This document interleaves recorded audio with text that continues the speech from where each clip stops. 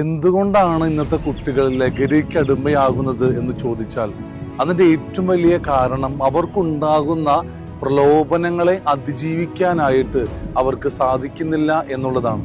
നമുക്കുണ്ടാകുന്ന ഒരുപാട് കാര്യങ്ങൾ നമ്മുടെ മനസ്സിലേക്ക് കടന്നു വരും. അത് ചെയ്യാനും അത് കഴിക്കാനും അത് കുടിക്കാനും ഒക്കെ നമുക്ക് ആഗ്രഹങ്ങളും പ്രലോഭനം ഉണ്ടാകും. പക്ഷേ ആ ആഗ്രഹങ്ങളെയും പ്രലോഭനങ്ങളെയും ഫൈറ്റ് ചെയ്ത് തോൽപ്പിക്കാനായിട്ട് നമുക്ക് സാധിക്കണം. പലപ്പോഴും ഇന്ന് ആ ഒരു യുദ്ധത്തിൽ വിജയിക്കുന്നത് തെറ്റായ ആഗ്രഹങ്ങളാണ്.